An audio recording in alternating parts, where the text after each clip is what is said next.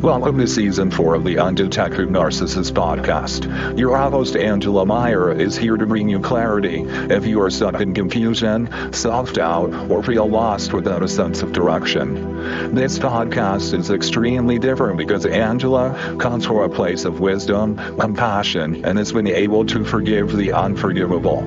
She's a mental health professional, trauma-informed, human consciousness guide, and empowerment strategist. She knows one can't truly heal and recover when one is stuck in hate, anger, and fear.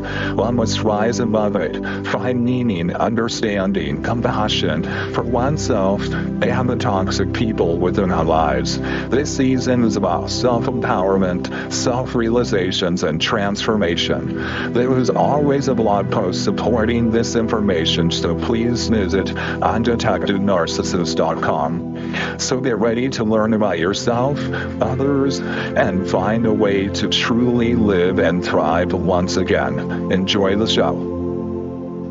Hello everyone, and welcome back to Season 4 of The Undetected Narcissist. Today I'm going to be discussing why people cheat. And I'm going to unpack this subject, and this might be a sensitive topic for many people. So please ensure you are in the right headspace before we begin. If you are listening to this information from a mindset of anger, disappointment, or revenge, I suggest coming back another time when you feel more grounded, balanced, and centered. Cheating devastates the relationship and a person's sense of self, and the ripple effect can last for years if not handled with care and trust. Also, when I look back at my life experiences, I can see some of these traits in myself, even without the notion or desire to cheat. I saw some of these traits in myself when I was single because I built a fortress around my heart. I was emotionally unavailable, and I developed an anxious and avoidant attachment style. I believe many survivors of narcissistic abuse do this as well. We do it to survive, period. And I know in previous episodes, I briefly covered this topic of attachment styles, and in the episode, Sex Trap or Beautiful Terrific Lovemaking, when we truly learn to listen to what the person is telling us and observe their behaviors towards others and ourselves, people typically reveal their true nature. At times, it is not the words spoken, but how they are spoken and the energy charge behind them. A good example is, I could agree to pretend to agree with you on a topic, but underneath my words, you can pick up my anger, resentment, and disapproval because you did not agree with my point of view. I hope this makes sense. So let's compassionately dismantle this pain point so you can understand the why, recognize the signs, and repeatedly stop attracting the same wound. I have met many people who fit these profiles, and like always, I wish I had learned this information when I was in my 20s, not in my 50s. First, I want to express this clearly. Cheating is a choice, not a mistake. It is often a symptom of emotional immaturity, avoidance of forming healthy relationships, or unhealed wounds. Cheating is not evil, yet it can feel like a cruel act when a partner discovers their partner's intentions for cheating on them. People cheat because they are emotionally disconnected from themselves, addicted to external validation, afraid of true intimacy or vulnerability, seeking novelty to escape their inner emptiness, and then lastly, lacking communication tools or the courage to address issues directly. Some carry trauma that makes stability feel suffocating. And yes, the trauma we experience does change our attachment styles. Others were never taught how to show up in love when it stops being easy. Does any of this make sense? Can anyone relate? The truth is, none of this justifies the betrayal. I am just here to shine a light upon this delicate subject of why people cheat. Yet understanding it helps us see the deeper roots so we can stop taking it personally and start healing. Cheating is not about you. It is about the person who cheats. Let me make this clear. Cheating is not about you. It is their flaws and inabilities, not yours. Cheating can create a massive wall around your heart because trust has been broken, and trust is essential for a healthy relationship. Once that trust is broken, some people might not be able to trust that person again, no matter how hard they try to rebuild that trust. I was in this same situation when I was in my 20s. As hard as my partner tried to rebuild my trust, there was something about him that I still could not trust. And I was correct, because he did cheat on me again after I forgave him. Therefore, I need to be completely transparent here. Some people can forgive, but still cannot trust their partner. I know I am not the only one. So let's explore some common red flags often overlooked early on in the relationship.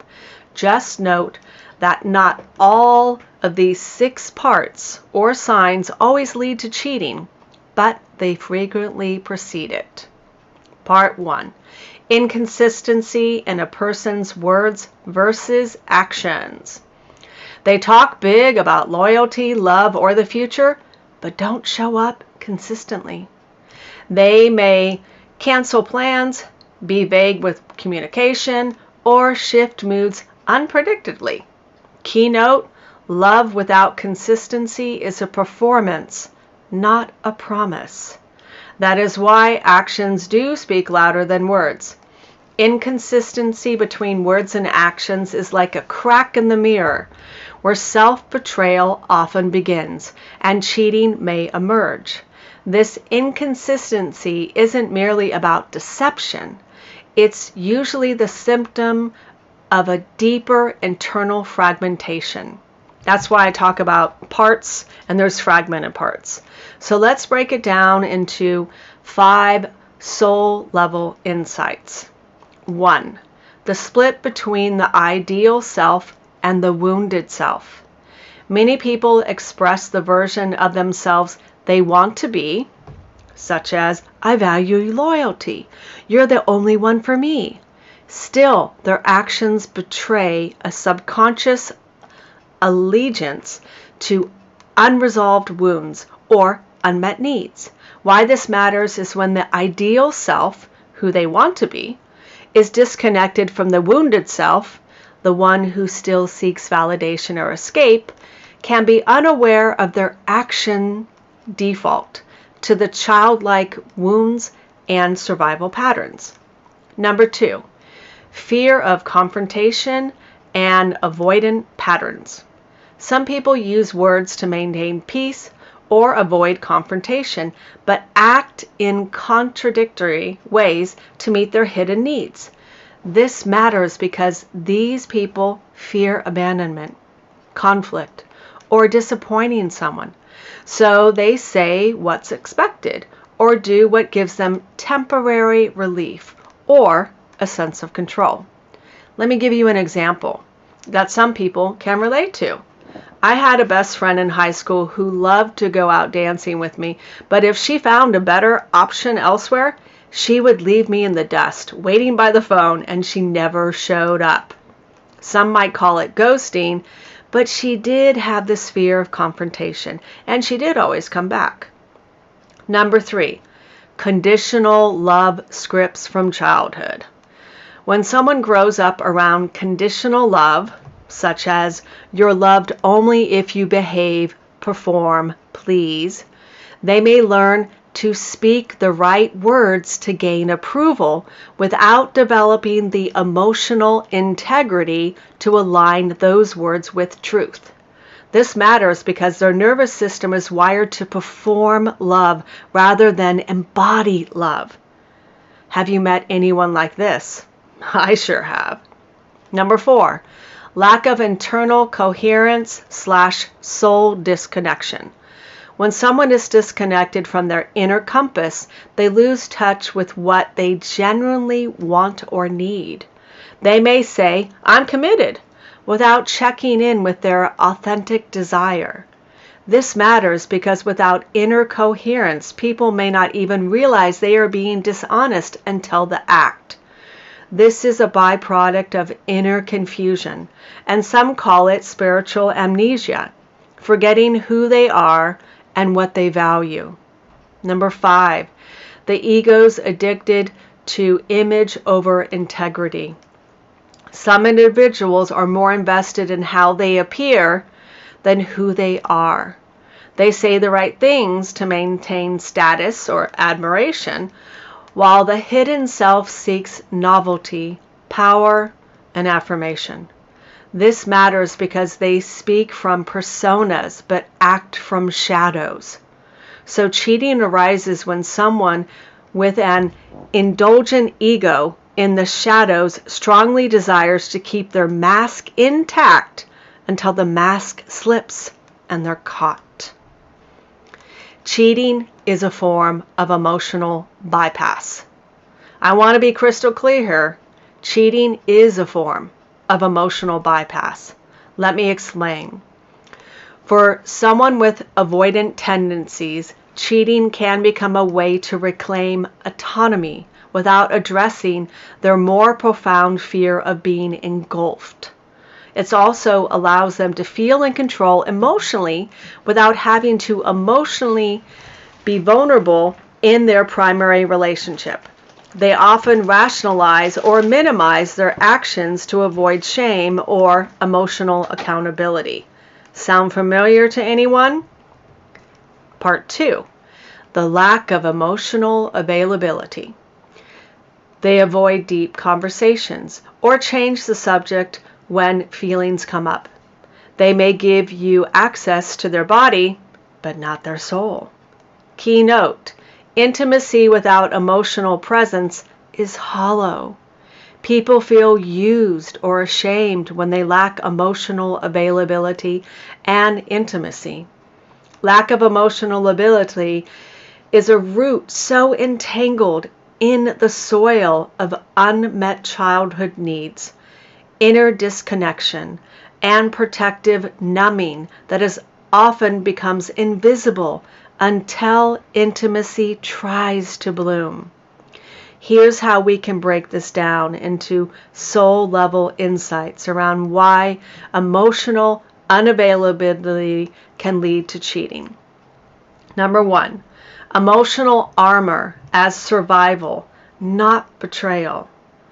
Many emotionally unavailable people didn't choose to be that way.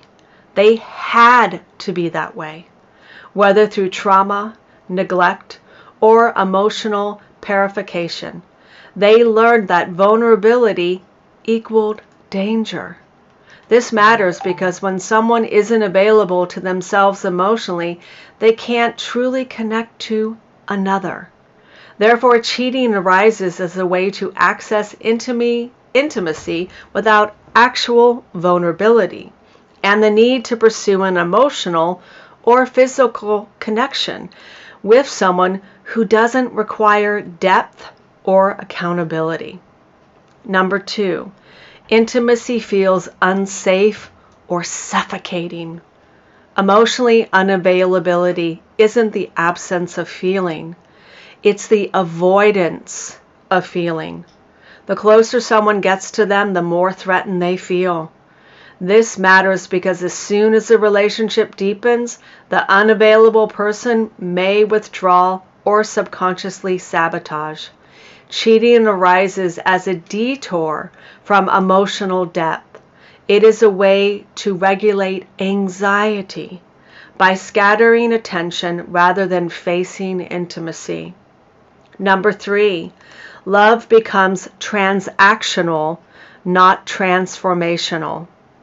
Emotionally unavailable individuals often confuse love with obligation, performance, or control.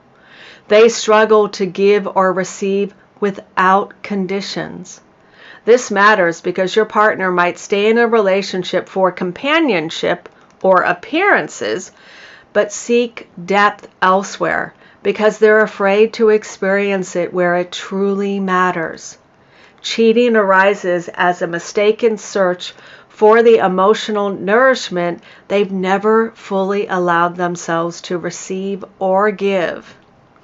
Number 4, disconnection between heart and body. When the heart is closed or walled off, intimacy becomes more about physicality than connection. Why this matters is that wounded people may have sex without feeling or seek novelty to compensate for a lack of emotional resonance. Therefore, cheating arises as a way to feel alive, desired, or stimulated without risking heart exposure. Number 5, echoes of the emotionally unavailable parent. The subconscious often drives us to recreate unresolved childhood dynamics. If a parent was distant, inconsistent, or emotionally absent, we internalize this as the blueprint for love. This matters because until they heal this wound, they may continue repeating the cycle, being emotionally absent themselves or attracting unavailable partners. Cheating arises as an unconscious reenactment of abandonment or a twisted attempt to reclaim power over an old heartbreak. Does any of this make sense? Can anyone relate? I am not making excuses for the cheater's behaviors, actions, lack of actions, or childhood wounds. I want everyone to comprehend why and what drives people to cheat, because cheating is clearly a form of self-sabotage. So let's move on. Part 3. Over-flirting or needing excessive attention. They need constant validation from others, not just you. You feel like you're competing with their phone, DMs, or social circles. Key note: this often points to low self-worth masked as charm. This third one, over-flirting or needing excessive attention, begins to shift us into anxious attachment territory. Though it can carry shadows of anxious and avoidant patterns, it's a complex mask. Part charm, part cry for help. So let's break it down. 1. Anxious attachment and the aches for external validation. Those with anxious attachments often carry an internal void. Am I enough? To soothe this void, they may flirt to feel desired, perform to feel seen or heard, or accumulate attention like oxygen. This matters because the excessive need for external affirmation stems from a profound, unmet internal affirmation. Cheating arises as a compulsive search for reassurance or proof of worth when they don't feel secure or prioritized in a relationship. Number 2. The addiction to the dopamine of novelty. Over-flirting often gives a hit of excitement, a dopamine rush of being noticed, pursued, and admired. The problem is that over time this can become an emotional addiction that masks more profound discomfort with stillness, stability, or emotional vulnerability. This matters because intimacy feels boring or uncertain, but attention feels like adrenaline and safety all at once. Therefore, cheating arises as a pursuit of the next, quote, high. Not necessarily from dissatisfaction, but from emotional dysregulation. Number 3, performance as a survival strategy. When someone was praised only for how they looked, acted, or pleased others growing up, they may learn to equate flirting equals safety and attention equals love. This matters because this person never felt chosen for simply being themselves, so they keep auditioning for affection. Therefore, cheating arises as a performance that gets out of control, seeking more profound affirmation from multiple sources because the inner child never fully felt chosen. It is sad because these individuals were seen as objects, not human beings. 4. Insecurity masquerades as confidence. Some people who overflirt seem self-assured, but it's often a mask of low self-worth. Some may rely on sexual or social energy to feel in control or powerful. This matters because relationships require deep vulnerability, but attention-seeking provides surface-level intimacy without the risk. Therefore, cheating arises as a tactic or way to avoid confronting their deeper insecurities by continually outsourcing self-worth. Last one, number 5. Wounded masculine or feminine archetypes. This behavior is sometimes an expression of unbalanced internal polarity. The wounded feminine may seek attention to feel worthy or validated. The wounded masculine may overconquer or seduce to feel powerful. This matters because these patterns distort the energy of sacred union, turning connection into conquest. Cheating is a distorted form of energetic exchange that seeks attention rather than authentic intimacy. Part 4. Balancing past partners without accountability. Here's some examples. My ex was crazy. They never understood me. I would never cheat if they weren't different. Or if they were different, I'd never cheat. They're all excuses. Key note. They won't protect the future if they can't own the past. That is why we take accountability and responsibility for our actions. Blaming past partners without accountability is a defense mechanism wrapped in ego and pain, often guarding the wounds that need the most love and light. This pattern isn't just avoidance, it's an identity preservation tactic. Let's dissect it at the soul level to see how and why it often leads to cheating in these 5 areas. 1. Victim consciousness as a shield against vulnerability. When someone consciously and just continually blames their exes, just all the time, they remain the wronged one in every story. Have you heard those? I sure have. This allows them to avoid examining their role in relationship dynamics. Why this matters is if every ex was so-called crazy, needy, ungrateful, or toxic, it becomes impossible to evolve or hold emotional responsibility. Therefore, cheating arises as a form of self-justification. The cheater will make the excuse they had to because their ex wasn't enough, didn't love them right, or pushed them away. Sorry, I find those people just so annoying. Either way, it's just a list of excuses. Let's call it what it is. 2. Shame disguises as superiority, like I'm better than you. Often this pattern masks deep internal shame. Instead of confronting their emotional immaturity, patterns, or wounds, the person flips the lens outward. This matters because when shame is projected outward as blame, true healing cannot occur. Therefore, cheating arises as a covert way to escape accountability, often blaming the current partner too for driving them to do it. You can hear my sarcasm. Sorry. No, not sorry. Again, another lame excuse for not taking accountability or responsibility for their actions. 3. Fragmented identity and the refusal to self-reflect. Those who can't integrate their past often rewrite it. They remember themselves as the hero or a victim, rarely the flawed but growing soul. This matters because without self-reflection, they cannot cultivate integrity.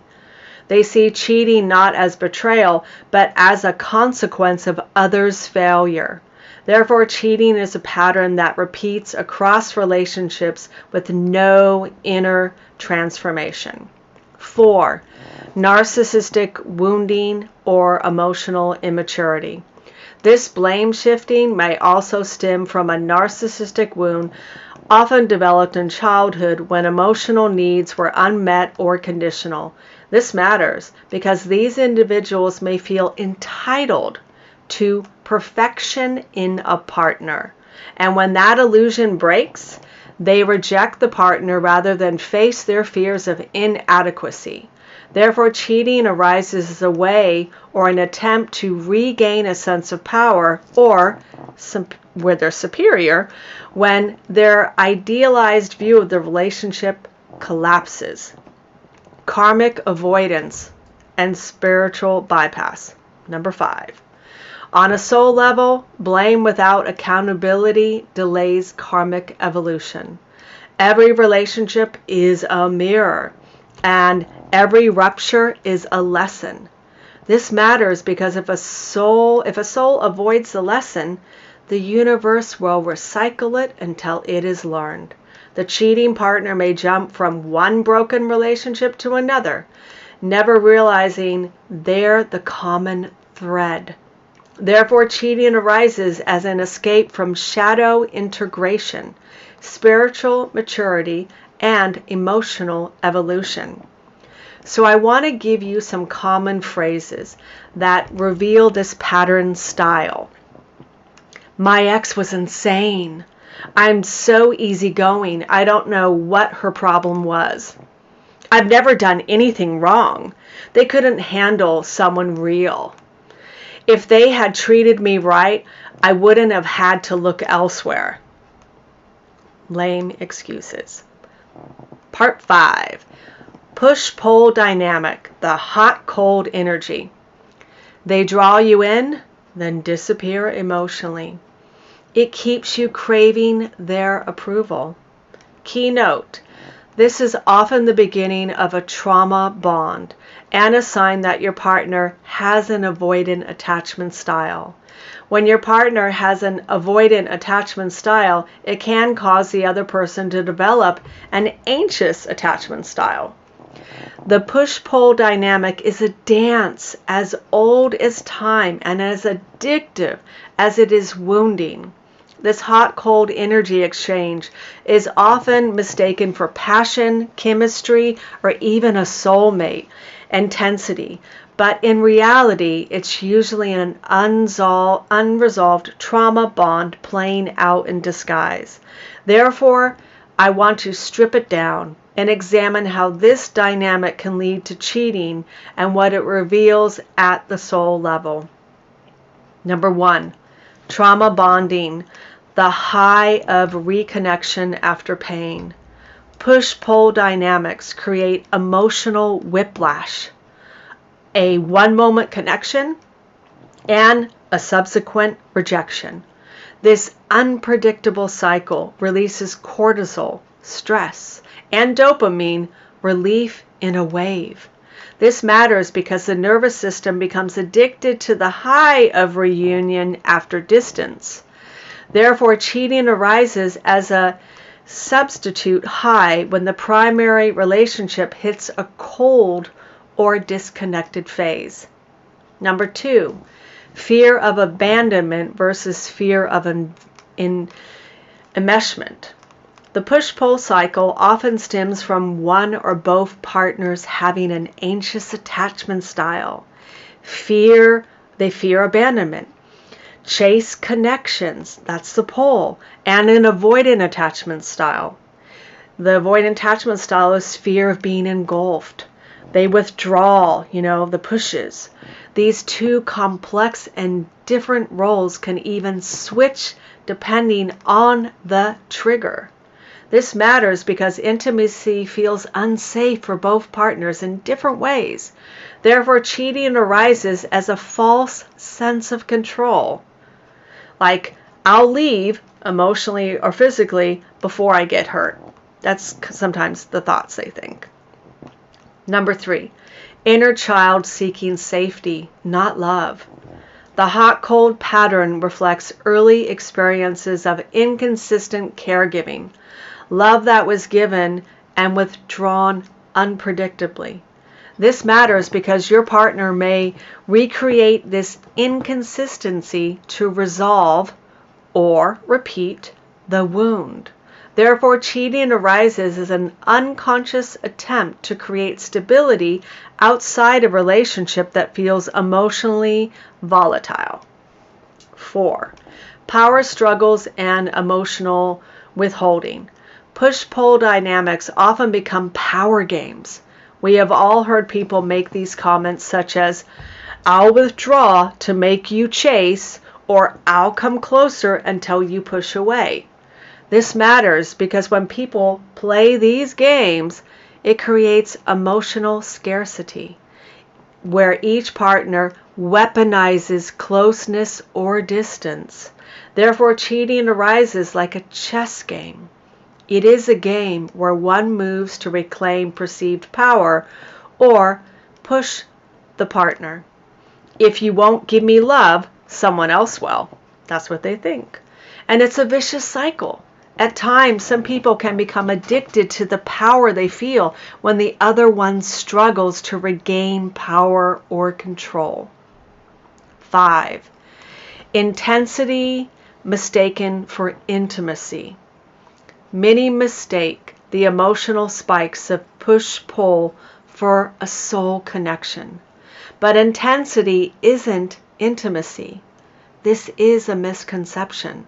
This matters because true intimacy is steady and nourishing. Intensity, when unresolved, often masks emotional immaturity. Therefore, cheating arises as an attempt to replicate intensity with someone new until the same pattern inevitably emerges. So, some common signs and comments people make within this push-pull dynamic are, they only want me when I pull away. When I open up, they shut down. The sex is amazing, but the emotional connection is chaotic. I want you, but not too close. Part 6. You realize you are gay. I had to include this last one because I remember in my 20s, back in the 90s, coming out of the closet was not easy for many people. The story my best friend's mom shared was one of her friends who was married for 30 years. But then suddenly it ended because her spouse finally came out of the closet and confessed that he was gay. For 10 years, he was having a secret relationship with another man. He wanted a divorce and was planning to spend the rest of his life with this other man. Back then, it was shocking. Looking back at that story, I feel so much compassion for this man. Why? There was so much shame and fear around being gay in the 90s. I mean, we had the AIDS outbreak, and people were too judgmental and closed-minded. Today, we have embraced and encouraged people to accept their authentic selves. So, this information comes from Google. Quote, what percentage of straight people married realize they're gay? It said it's difficult to pinpoint an exact percentage of straight people in heterosexual marriage who later realize they are gay or bisexual. However, studies suggest that the significant portion of gay men and women have previously been in straight marriages. For example, one study found that 23% of gay men and women had previously been in a straight marriage. Additionally, Gary Gates found that 1.6% of married men identified as gay or bisexual. Okay? So, those are the reasons. But I want to have some closing comments here. Why does someone keep attracting cheaters? Yeah, We need to know that. I want to discuss why someone keeps attracting cheaters, and I want to begin gently here because I want to help everyone. It's not until we believe we deserve loyalty, steady love, that we may choose people who reflect our self-doubt. Patterns repeat not because we're broken, but because the soul asks for healing. As hard as this may seem, or as hard it is to hear, we are all here on earth to learn lessons. Life is our teacher. That is why I say everyone is a student and a teacher. We are all here to teach each other valuable soul lessons. Therefore, people who often attract serial cheaters display the following traits and behaviors. Overgivers and people pleasers. Crave validation at the expense of their own self-worth. Unaware of their own boundaries or self-worth. Addicted to emotional highs and lows, confusing chaos with love, and carrying a subconscious belief, I must prove my worth to be chosen. Now I want to give everyone advice on how to break the pattern and attract and align with someone who will provide them with the love they deserve. So let's dive into this. Advice to break the pattern and attract aligned love. 1. Raise the standards, not the excuses. Stop trying to heal people into being faithful. This is a sign of codependency or a salvation attitude to fix another person.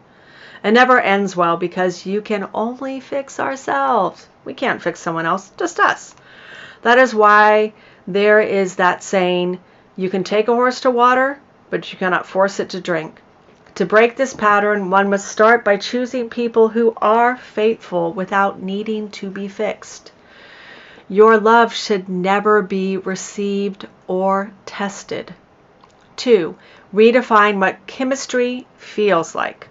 This can be hard to learn or comprehend. Let me explain.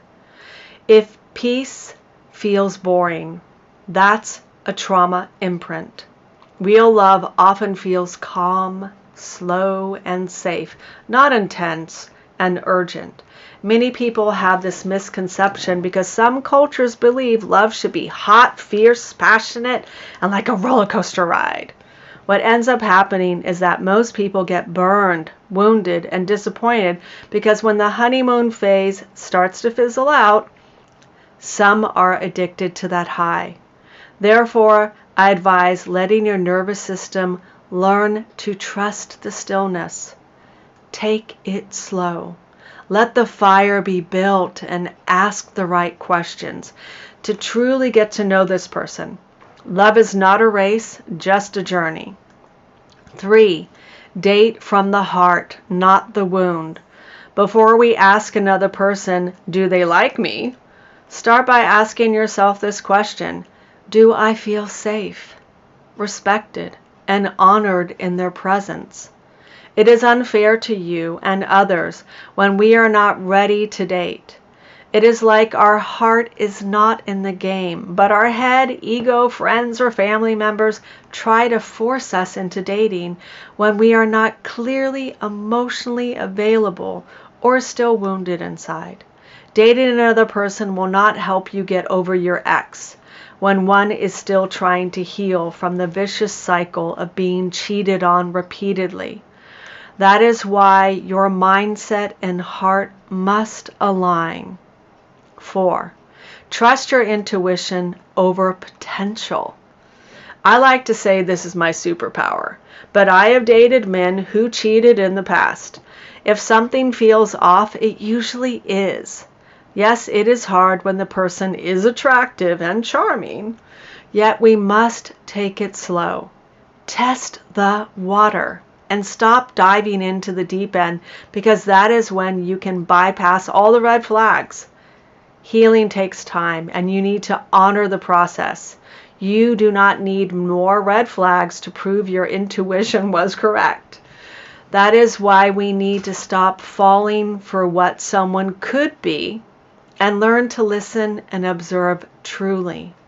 People will reveal themselves over time when we learn to set healthy boundaries for our peace of mind and safety.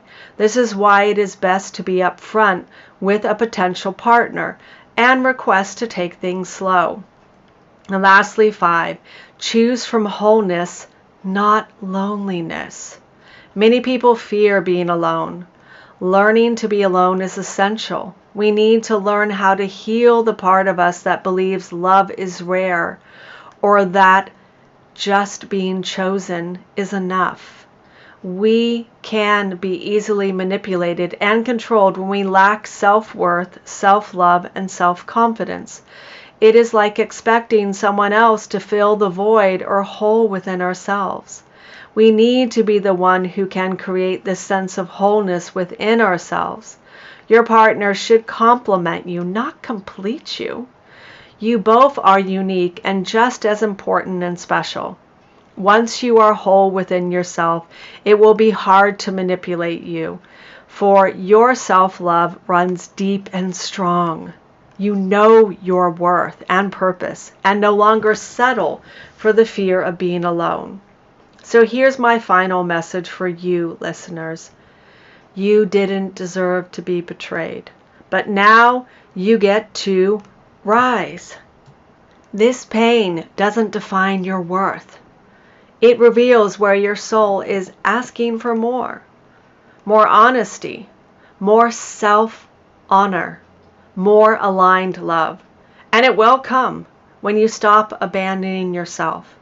To better support listeners struggling with the healing process, I have created a meditation titled Releasing the Betrayal, a meditation to reclaim self-worth after being cheated on. The primary focus is to let go of the pain, cut the soul ties, and remember who you are beneath the heartbreak. The meditation will be a standalone podcast episode as bonus material. I recommend listening for 30 days every day right before you go to sleep. The purpose is to rewire your subconscious mind so you will no longer sabotage your future happiness and love life. So enjoy. And love and light until next time. Bye.